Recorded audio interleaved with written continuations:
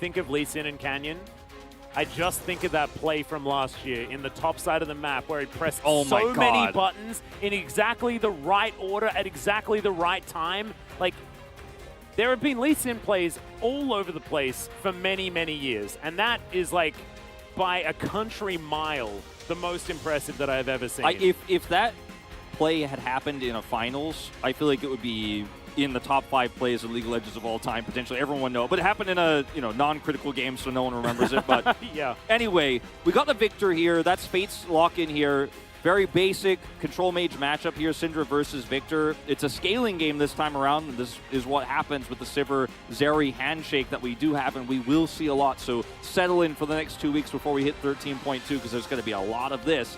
Because as was mentioned on the no longer carpet space earlier, when you have drafts where you can leave that Lucian open and see what happens, sometimes you see what happens, and this time they don't do that. We're going to go to the more boring scaling aspects of these drafts here. The fun draft to me of these two is the Syndra Gnar draft, because the complexity of how you set up team fights for the Sivir has good synergy, but I think it also showcases D+ Kia's skill ceiling extremely well, and if played perfectly, I like their draft better. Yeah, I also, I just really like Sivir in compositions where you can utilize that movement speed effectively. They need those go buttons. I think Gnar works extraordinarily well with hitting your Gnar bar timing and then using on the hunt in order to be able to brute force that style of play at the time that you want to. So this is going to be the composition that we're talking about. Canyon can also set up a lot of those plays for them as well. So a lot of rundown potential here for this squad. Plus, Yuumi Lee Sin is another combination in the mid game that can be very, very dangerous to deal with. Very annoying for sure.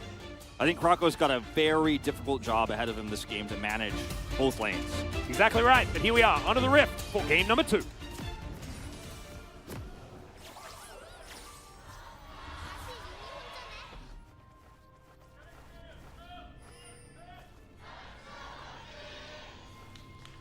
All right, I like it.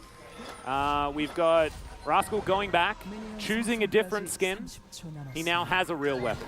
That is an upgrade. Jax is well and truly upgraded. Ready to do some battle with his pike. My favorite... Polearm, I think. Yeah, I think it's pike. a polearm. I think it's a... is it? Let me take a closer look. Hold on, stop doing that, Rascal. Yeah, can we just check it out for a second? This is why we need Keystone in our ear, so that we can talk to him. Of course, fantastic observer, or Jonah Strong, of course, whoever is doing the work today. It's my favorite Victor skin also. It's the one I use, that Fate's using. I don't know what it's called. I never know the skin names, but it's my favorite. I like the one that Showmaker uses that makes him look like he's wearing insect scales. Yeah, that one's cool too. Mainly because I'm an old school Victor guy, and I believe that was the release skin that was slightly cheaper. I think, no, it wasn't. It was the expensive one. It was the 975 one. Expensive ones are usually the good ones, you know. Yeah, that is how they get you. That's how they get you. As Canyon going to be starting on his Raptor camp, and we'll see how this laning phase is going to go. Whether Showmaker can once again have the level of power in lane as he did last time around. Of course, a little bit more difficult to do in this particular matchup because Victor can kind of hold his own against the Syndra. Yeah, you can, of course, with the new jungle pets, clear those Raptors very quickly. The pet will AoE, so much nicer start here for Canyon than you would normally have, so you can clear those, go into the Krugs, which are also kind of nerfed in terms of how long it takes to clear them.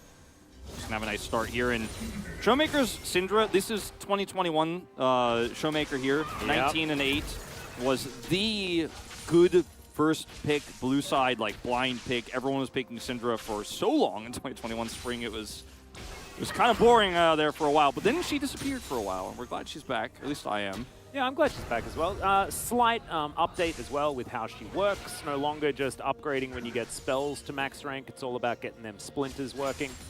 We'll see how that one is going to go. As Fate not going to get stunned, but still has to use the flash. So Canyon, successful gank straight out the gate here, 2.5 minutes. Yep, no commitment from Showmaker or Canyon and Summoners. Just the scatter attempt alone forces him to flash. He dies 100% if he gets caught by that, then gets queued by Canyon. Ooh, Deft able to spell shield a bit of the incoming danger. Beryl with his life just a little bit. Heal is going to be thrown out here. Flash forward from Beryl. Man, they are playing some aggressive League of Legends here towards the bottom side, but it's going to bite him in the backside. Beryl goes down. First blood goes to Kellen. It's such a Beryl move right there. You could see the blood in the water. He's like, I can pull this off. We have the ignite. Oh, Canyon. Oh, this is Canyon. rough. He read him like a book. And Croco's like, okay, never mind, I'm getting out. The cat is going to dive after them, and that's going to mean the escape route has been put in place. But man, does Canyon just have like he's black got map sheep wall? hacks, Black like, sheep wall? Is that what's happening here? He's got map hacks. He knows what's going on. He's just got such a great game sense.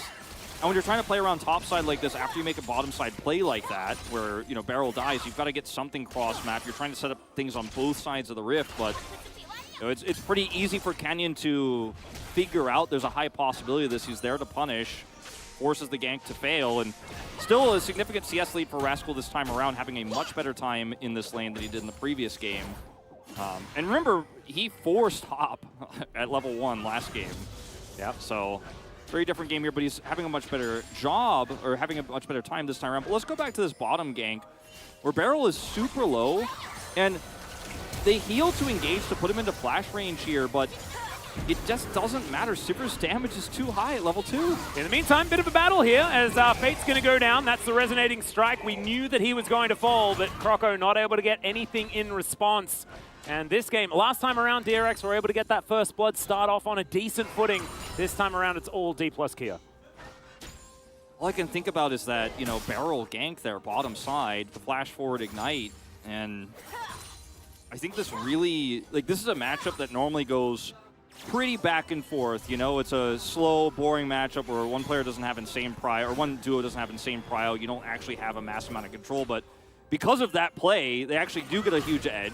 As let's watch how this one started off. The scatter is dodged, but it forces Fate to kite left, where Canyon actually catches him, can connect the Q there, and just jump past Croco for the kill. Yep. Croco is going to now start his work on the Hextech Drake. So at least first Drake likely going over to DRX here, and of course, no one really in the... Oh, never mind. There is a control ward down, but it's just Kellen. So you can't actually you and me to a ward, and therefore he's not going to be able to get in there and try and steal it away or anything like that. Canyon nowhere near the vicinity. So, bit of good news here for DRX as they take down the Dragon.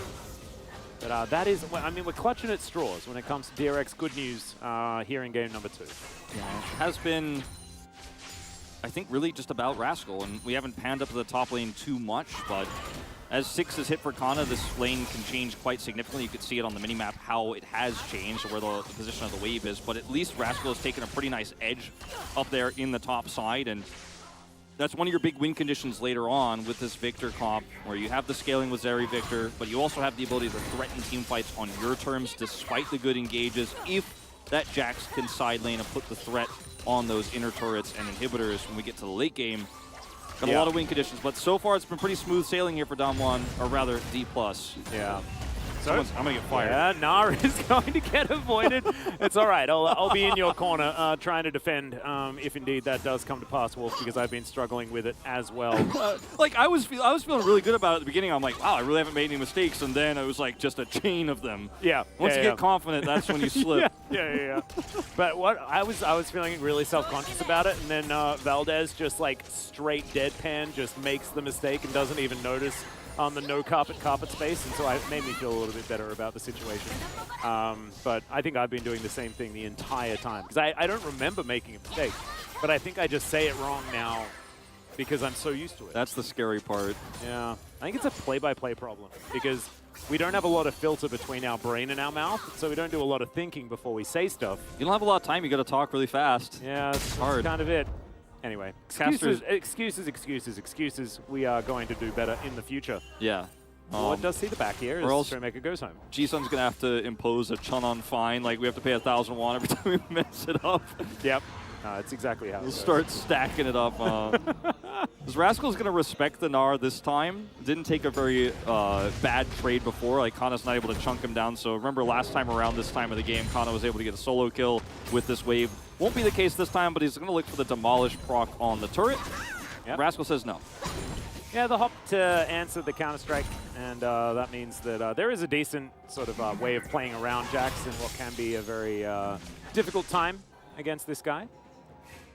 Well, you can see, things not going quite as badly in the lanes for DRX. I feel like everything else has gone wrong this time around, outside of just laning phase becoming a huge issue. And we'll see whether they can leverage that in order to make things better for themselves. Yeah, I mean, Duckdom has a significant, it's not massive, but significant CS lead. So, you know, despite dying, or Barrel dying, despite losing the support here, the lane is still going just fine, and Zeri is still at the normal place she'd want to be. Gotta be careful about doing this again, though. Yep, there's the heal. Ghost is being popped as well from Deft. So, doesn't land the Boomerang Blade. There's now Canyon coming on in, looking to start Shelly off one more time, but back down here towards the bottom side. Gotta see whether any more action is going to come through. Prowling Projectile mitigated by the shield. Yeah, this is just locking down the 2v2 so they can try to hold this Herald as much as possible. Kana has Prio topside, pushing Rascal back. Croco comes over here, but they have mid Prio too. This is risky from Croco, just wants to go for the smite. Kicked away. There's the kick. Smite does come through, but it's a little bit early. The smite comes in. Oh, Canyon. Not able to poke her in the eye, unfortunately. So that is going to be Croco returning the favor from game one. Yeah, I think that's what he was thinking, is just I'm going to smite poke. Okay, Barrel. Oh, yeah, there it is. But Duckdom's here with the answer, trying to get aggressive. Kellen has to use the exhaust here, and things are getting real dangerous, and this is where the real danger comes in. Showmaker coming down towards his bottom side. Gets the flash out of Duckdom. You see that orb, and you flash. Oh, yeah. Might not have seen the Syndra before that. I think they probably did with that control ward, but when you see that orb, you flash, no questions asked. Duckdom gets out of dodge. But that's huge, actually, that Croco steals away the Rift Herald here. That's a lot of gold they can pick up here. Could change the way this top lane is going to go potentially here, or actually drop it mid. Got a lot of options here, but either way, just a missed eye poke there from Canyon with the early smite, and Croco steals it away. Yeah, I actually think it could be really impactful, because a lot of the reason why things went wrong for DRX was that, oh, okay, getting rid of a minion wave as best we can. Croco's going to come on over, and this may actually help delay some sort of Rift Herald placement. Yeah, it's definitely not going to allow this one to go over for free, and obviously Canyon knows Croco doesn't have ult for a little bit longer here, so they can make this play pretty safely. As still Def losing a little bit of CS bottom side here. Yeah, it's actually really good play from Duckdom as far as making sure he keeps those CS numbers up despite the early death for Barrel. Things otherwise in the lane definitely going well. Teleports come through back towards his top side. Rascal comes on in. Doesn't quite finish off his Divine Thunder just yet. He does not want Kana to get these demolishes. He does not want him to get that plate. He's going to get it anyways, I think. As well, I guess we'll never know. So let's watch this. So this is early game, right? So smite down to 300. I think he was hoping he was going to get the eye, and Shirley turns. Yeah, Shelly just turned Shelly around, turns. man. Sometimes she just does that to you. Because you know, as Canyon in this case, you should get the eye poke because Croco's so far away. But he just, unfortunately, isn't able to get it. It's going to be mid-plates here for Fate. Yeah. If her eye had been opened in the right direction, it would have been just smite, eye poke, and she would have died. So, sad stuff, but still, great work there from Croco to make sure that he capitalizes effectively. DRX now moving in. Try and get some stealing done. Canyon over here does have his cat available as Deft avoids the extendo beam. And Duckdom and Barrel have done such a great job of controlling this bottom 2v2, and Croco hasn't been needed so much that he's been able to stack up a lot of extra farm. They have a lot of ward control here that Fate's been maintaining. 2 control wards now, in fact, in the river. So they feel pretty good with Croco's ult coming back up here, Smite coming back up, to start this Drake up and look for a great turn with Maokai. Sonic Wave doesn't quite find the mark. Deft here as well on the hunt at the ready. Collapse is coming through. Rascal, no teleport available, but isn't showing on the map. He could theoretically be walking down. Nature's Grasp comes in, but once again, it's a little bit early. Deft has the spell shield, but it is going to make sure that they guarantee the Drake. Can they survive the fight, though, as Duckdom throws through the ultimate? He's going down so incredibly low, though. The flash comes in from Deft, and the exhaust is there to confirm the kill. Now Croco is fighting against Canyon, flashes the wall very, very nicely to keep himself alive, or at least for now. Showmaker not going to be able to quite find it. And D plus Kia able to find themselves yet another fight win. Another fight win. The objective goes DRX's way, and They were spreading a lot of, or very little butter over a lot of bread there, DRX, and trying to hold this down, using the Maokai ultimate, then using the gravity field from Fate to try to lock down anyone from D+ Kia who chases through the choke point. Unfortunately, just a little bit too mobile there. They do end up getting through and grab that kill onto Duckdom. But the angle here for the root for Maokai also not amazing. Canyon slips through, and that's part of why he gets this taxi through. Decides to go for barrel here. Has to flash out. Duckdom just left all on his lonesome. Cool idea here in terms of the heist for DRX. Ult with Maokai, put that gravity field down. Meanwhile... All right, Counter-Strike does manage to get the stun here as the Wallop comes in. Kana has to throw through the ultimate just for defense, and Canyon comes on in a little bit late. Does secure the cannon, however, so no -1s in the chat. That's a +1 right there. +1 indeed. This is a very close game. Yeah. In a lot of ways. DRX down 1,000 gold, but having that objective lead going into Mountain Soul for their Zeri that's already so difficult to kill with so much peel here in this comp is a scary prospect, and D+ Kia are going to need to start winning some team fights soon. Yeah, it's about how these rather. how these compositions also function in the later stages of the game. I do feel like there is a lot of power for DRX once they do get to that point. We're already seeing that Duckdom has found a couple of these angles, but just doesn't quite have the damage just yet. To really capitalize on it. We know kind of what's going to happen when eventually that critical mass is hit and that Zeri moment gets certified. Yeah, because both of the real team fight wins here for D+ Kia were kind of very even here. And also we have this new graphic that shows you exactly where the gold went. LCK upgrading this year. I know. But both of the fight wins for D+ Kia were kind of punishes rather than I'm in control, I've set this up, we're going to take this objective, we're going to control it. So I'd like to see D+ Kia try to get a little bit more setup on these objectives. Look at the vision around Drake right now. Bottom side of the map is completely covered. There's a ward where Canyon is as well. So a lot of the movements here for D+ Kia are seen by DRX, which allows them to react appropriately. Rascal just going to sit this Narbar out. Yep.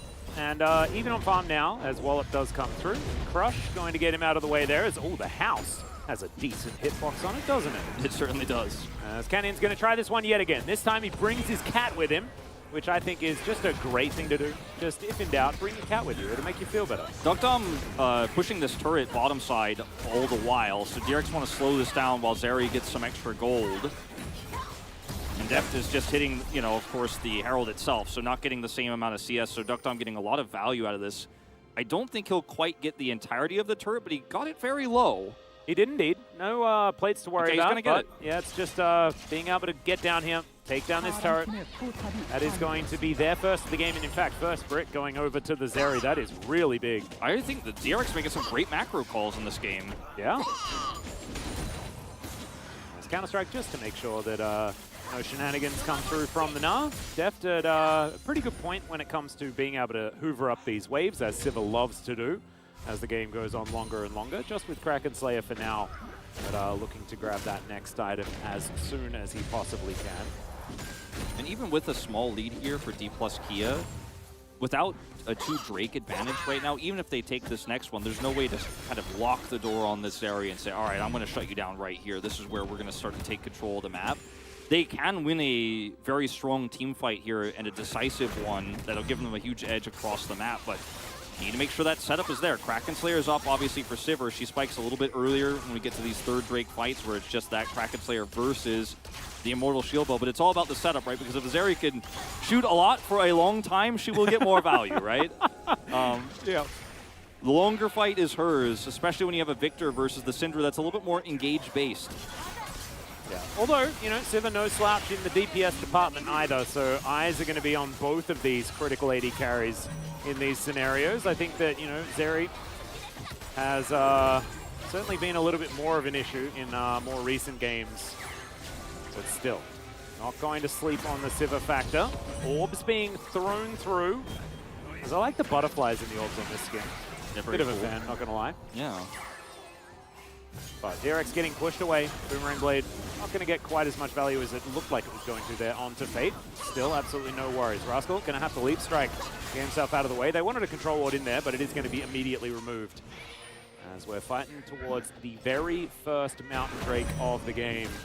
Okay, Fate's coming down. His positioning is really good here. No one's threatening him at the moment. Try to be careful about scatter. Yeah, decent stun. And you can see what happens once one of those CCs does connect. Growling projectile comes down. Possibly the final chapter is going to be used. The go button could be pressed there by Deft as well. As Rift Herald does come through. That is going to buy a lot of space here. I really like it from D+ Kia. They are forcing DRX through the do-si-do on their terms. Going to be able to get the charge. That is going to guarantee vision control of this river as well, because this mid lane is now very long for DRX. Fate going to back here and TP back in if they're going to actually commit to the dragon, and I think they will. This is a really tense moment because they're not set up anymore for a great Maokai ult. In fact, I think they're just going to let this one go. Fate TP is bottom side though, and they're trying to push this bot wave out. They're not trying to position for the Drake on the actual river itself, but instead around the map, trying to pull D+ Kia down to answer that wave. And as a result, have wrestled back control. Croco's now in a position where he can use that Maokai ult for zoning. Yeah. Croco got the evolution to Blaziken there, I believe, as well. Definitely very, very good. Might have been Charizard, but it felt third generation to me. Yeah. As, okay.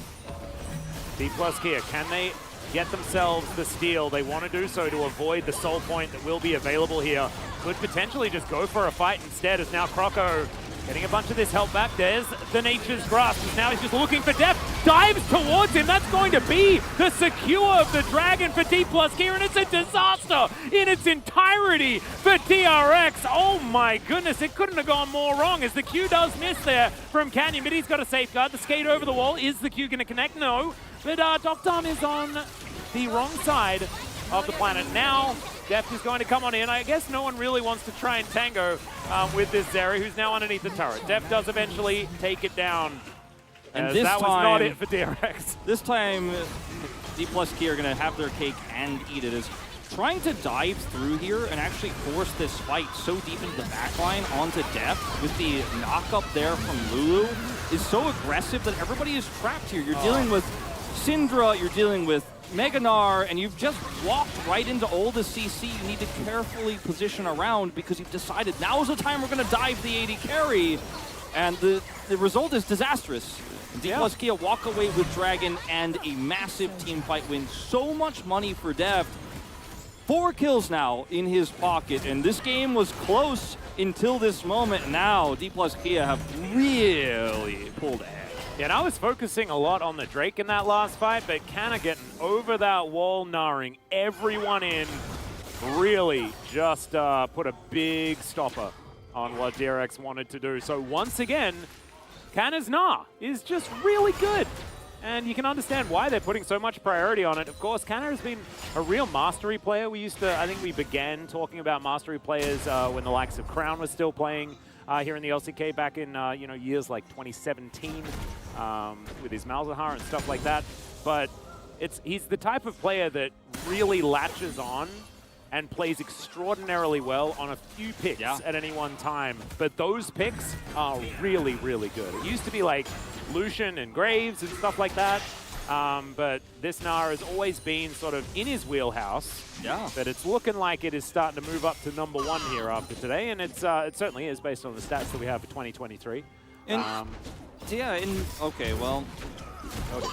I've got He's not alone. Canna twice, Yeah. unless Cat and Elise are coming down. just barely breezed past him there. As the final chapter comes in, they know that he cannot move, gets kicked back, and there's the Gnar into the wall. A very dead Jax that was just trying to split push, and then a blind dude with a cat came into his lane. The grasping at straws for DRX in the series is very, very strong. As TP is going to be committed to, they can actually cross-map this. Showmaker can buy unlimited time, clears the wave.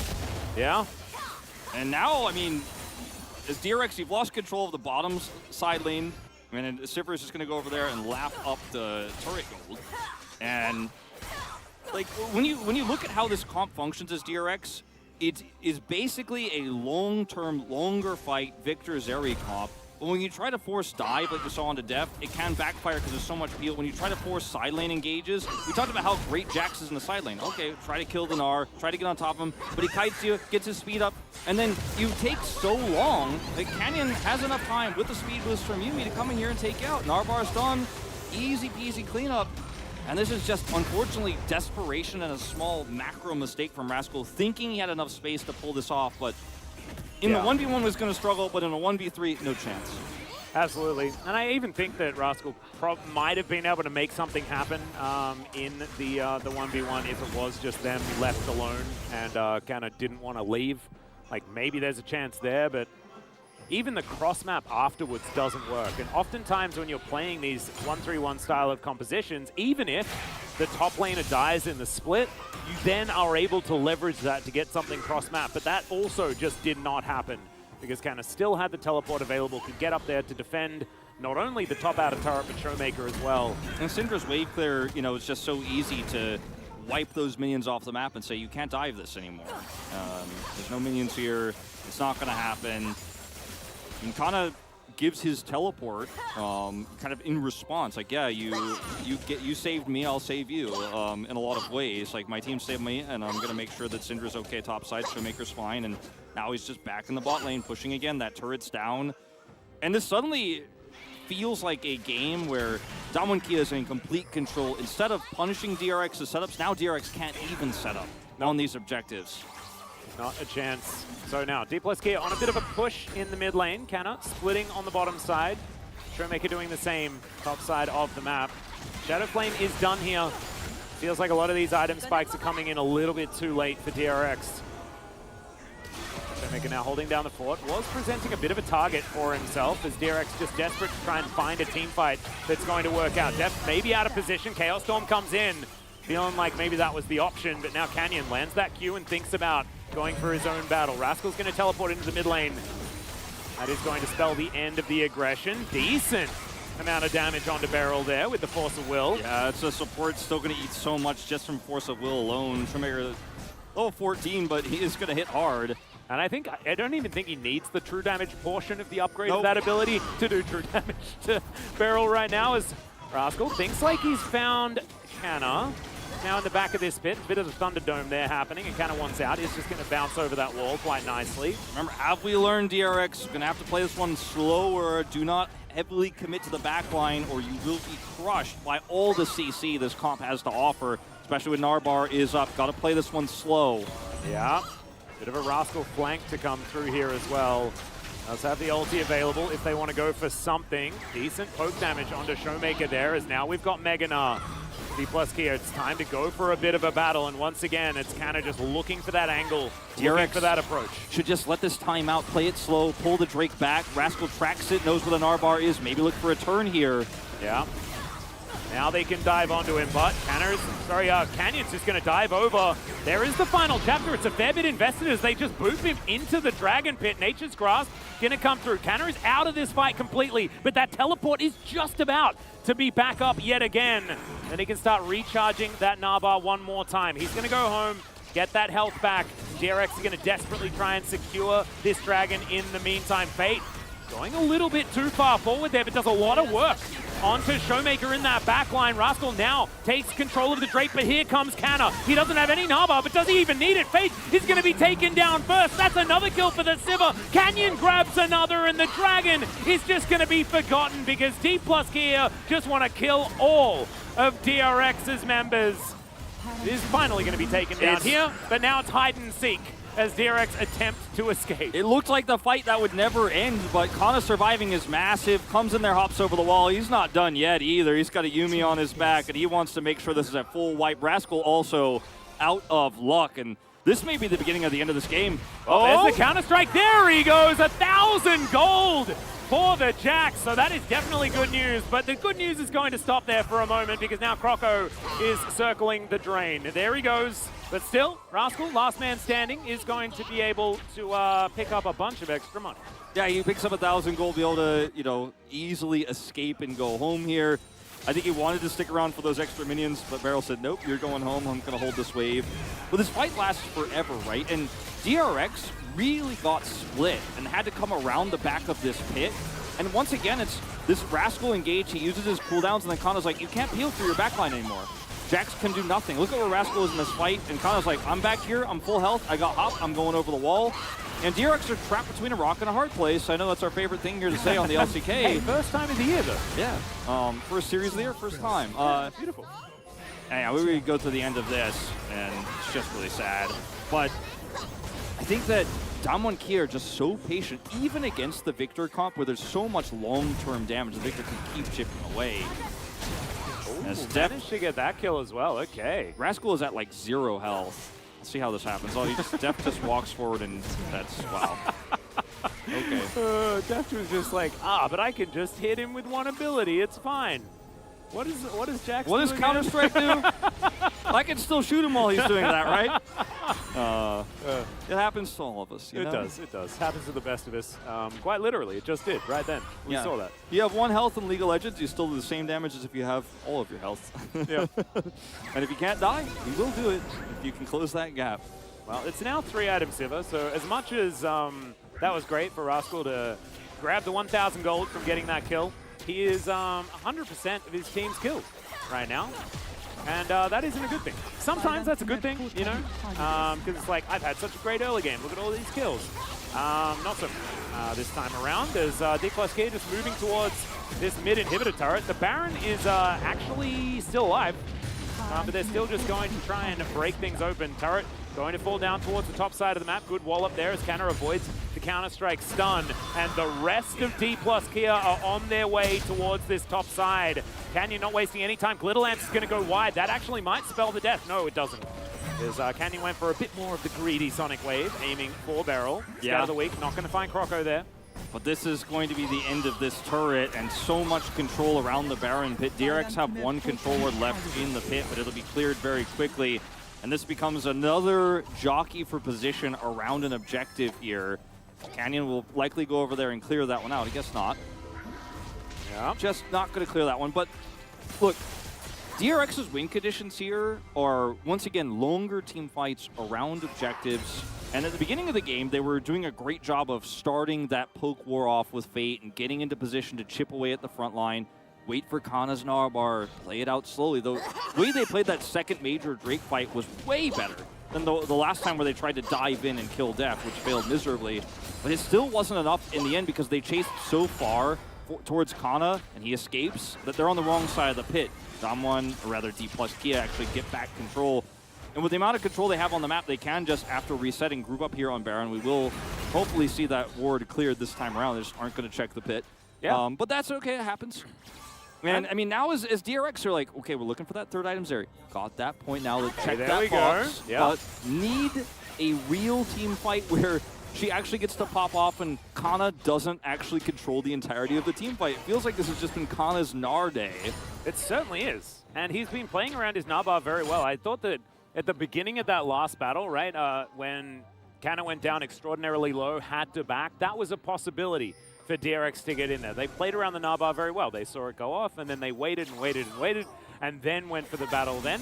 That's precisely what you want to aim to do, but the way that D+Kia just respect it, they back away as well. They make sure that they don't give away any dragons in the meantime, but it is all about playing around exactly when he can be powerful, because without that big Gnar to be that front line and to also threaten with that AoE CC, then D+Kia don't really have as much of a dangerous CC force in this composition, right? It's just, you know, like a Yuumi ult or an amazing Syndra. kick from Canyon or these scatters, but it's less the sort of big circle of death that you can have. It's Twisted Advance to get Croco in there, but immediately he wants to get out. The kick flash going to come through there, and Def handed yet another kill. And without the jungler, I think it might be Baron time, Wolf. I'm not entirely sure. I think you could be sure of that. A pretty bizarre call from Croco here to go in when his team is still managing that mid wave. At least they could trade it for Soul Point, but Soul Point's not even Soul. Feel really bad about this one as a DRX fan as Croco goes in alone. The rest of the team isn't there for a follow-up. There's just no vision, really, for what he's trying to accomplish there. He goes to the stun and the follow-up ult, and then you see Fate come through. Duck Dom's really close by. You can burst a lot of those health bars down, and even if Croco dies, you're like, okay, did all the health bars of damage, though, we can win the longer fight. Now, you've lost control of the game, and with these empowered minions, D+ are going to at least take out this inhibitor, maybe more. Yep, and the back is going to be stopped here onto Duck Dom. He gets to skate over the wall, but that's so much of the damage taken away from the defense of the base. The inner turret is going to be taken here on the bottom side of the map as Canyon comes down. There is going to be a Jax to help defend for Duck Dom, but I think D+Kia might be equipped with a little bit more destructive power onto this base. His Fate has to flash. I don't think it's going to be enough to save him here as Deft gets yet another kill. He is on such a rampage right now, even though it isn't necessarily literally a rampage, and he's also just going to get taken down. The Jax turning up in the nick of time, and it feels like Deft's one weakness is Jax. Yeah, it's been Jax getting into melee range of a Sivir. Somehow, it's happened twice, and 2 times Deft has died. As this time, Rascal commits the flash to take him out, and very successful play there. Shuts down the end of the game. These DRX can hang on, and they do have soul points, but can they get Kana? I don't think so. Not this time. Showmaker going to return the favor from earlier, teleport in to this turret to see what they can do. Zumi's going to come down, and the boomerang connects onto Croco. Hop to buy some space. Nice sidestep, but I don't think it's going to be enough to save Croco's life, who just gets electrocuted. My goodness. Croco, such a great aggressive player throughout his career. You know, we commentated him at the Kespa Cup, you and I. It was kind of one of the first looks of him. We saw him over the next 2 years of the LCK. There's just going to be a replay of Fate getting taken out. You can see Deft get flashed on when Jax appears. But, you know, beyond some of the consistency we've seen from him in the early games especially, you know, we compare him to a player like Dread. Very good at the early game, super strong at snowballing games. You get to the late game, sometimes it feels like some of these engages are a little bit forced, and he's been punished so many times on this Maokai. 4 deaths now to his name, and D+, they're 7,000 gold ahead, and they're looking to end this game as quickly as possible. We're in a low state in terms of objectives here, but they still have 30 seconds left of Baron buff, and they're getting everything they can with it. One mistake from DRX, and this is a 2-0 finish. Yeah, the problem is that, yeah, it's Fate and Croco that just aren't really offering too much to this game right now. And Beryl also hasn't necessarily found too many of his big wild growth angles that he has found in the past. This base 100% in tatters right now as Deft is looking for even more. Extendo Beam just going to get eaten by a spell shield. Deft not showing too much fear so far, as we saw from his bounce with Rascal. And this Nexus turret not long for the world. Can D+ here actually do it right here and confirm and solidify their first 2-0 win of the season? Final chapter comes in, going to be answered by a stopwatch being broken by Rascal. Gets himself out of the way. The Unleashed Power comes in from Showmaker, so that's a button that isn't going to be available. However, it is going to spell the end of this Nexus turret as well. So naked Nexus now for D+ to try and take down. Kana charging up his Naba, but Lockdown actually does a fair bit of damage at this stage of the game. He has GA, so he can just engage and sacrifice his first health bar. Yeah, that's true. Just going to be that body into that front line. The wallop is going to be fantastic. Counter-Strike doesn't last forever, even though he wishes it could. As, oh no! Not quite enough to be able to take down the Jax there, as Croco is going to fall. Canyon gets it as he's getting Bramble smashed away. D+ Kia just trying to get as many of the extra kills as they can. Just like, check those inhibitor timers. I've been here before. All right, I can tell you, we still got like 4 minutes. We got 4 minutes, Wolf. I think we're going to be fine. Although they haven't done very much damage to this Nexus right now. As, oh, Sonic Wave going to miss, but the Scat of the Week is pretty good, Rascal. The one dangerous thing in Deft's mind right now as Boomerang Blade comes in, but Showmaker this time the Unleashed Power is going to come back up again and isn't going to be mitigated by the Jax. And finally, the Nexus will go down. D+ Kia, 2-0 victory in the first match of the LCK for Spring 2023. Really clean stop from D+ Kia.